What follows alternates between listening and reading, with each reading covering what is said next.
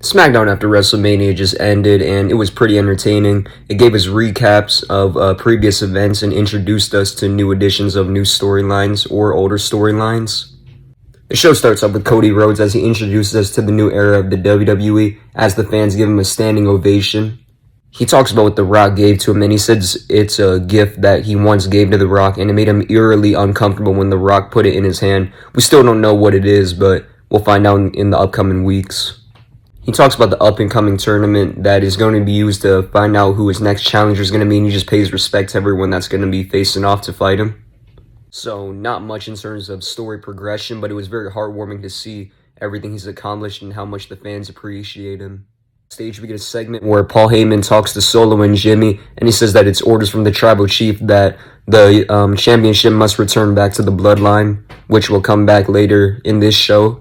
Bobby Lashley versus Santos Escobar versus LA Knight.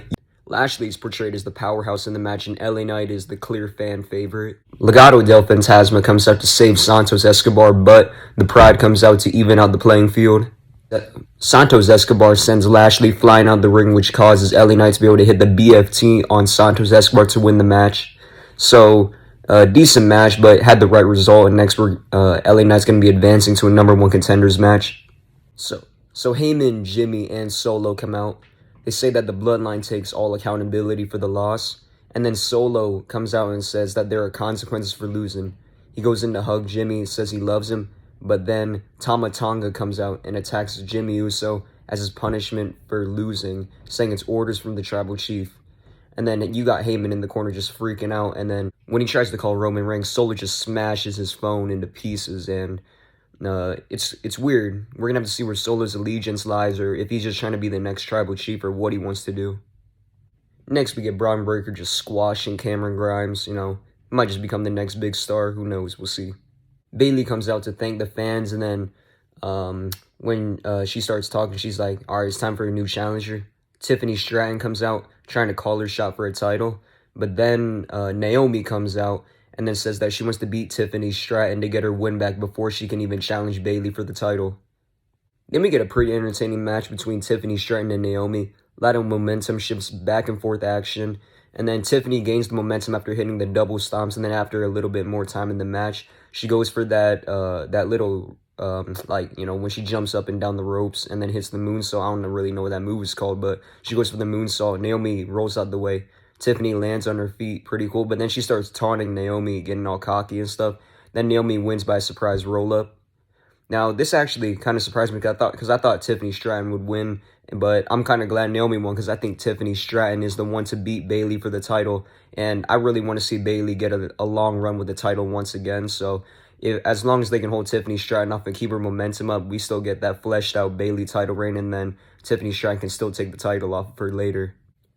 So Nick Aldis backstage says that next week we'll get some matches to determine, or maybe not matches, but maybe just one match. Who knows? But he says next week we're going to find out who the next challengers for the SmackDown Tag Team Championships are.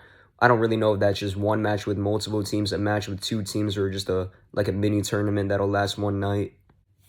We get another squash match during tonight. We get Bianca Belair and Jade Cargill just beating up and squashing Piper Niven and Chelsea Green. They're just looking unstoppable and like the most overpowered team known to man. In the main event, we get an absolute banger between AJ Styles, Kevin Owens, and Rey Mysterio, with Rey Mysterio being the high flyer, AJ getting some good moves in with some high-flying moves, and then Kevin Owens being the brute powerhouse during the whole match. Even though Rey ends up losing this match and even takes the pin later, I think Rey Mysterio had the best performance of the entire night. He was on an absolute roll, and he pretty much got the most offense in. I think that's just to make up for him losing, but Rey looked great for how old he is. We get a crazy finishing sequence where Kevin Owens is laid out, and then on the top rope, we get AJ Styles lining up Rey Mysterio for a Styles Clash off the top rope. He lands a Styles Clash off the top rope onto Rey Mysterio on top of Kevin Owens, pins Rey Mysterio to win the match. Next week, we get AJ Styles versus LA Knight once again for the #1 contender spot. I personally want to see AJ Styles beat LA Knight and then challenge Cody Rhodes first, because Cody Rhodes versus AJ Styles is one of my dream matches in the WWE right now. And also, I think LA Knight should be safer later because we all know there's no chance Cody's losing the title now. So I don't really know how it would go over with fans if Cody Rhodes beats LA Knight this early on, and then we waste LA Knight's chance of the title this early in Cody's reign. All a great SmackDown. Not much in terms of story advancement, but very entertaining. This was Kid Talks Wrestling, and I'm out. Peace.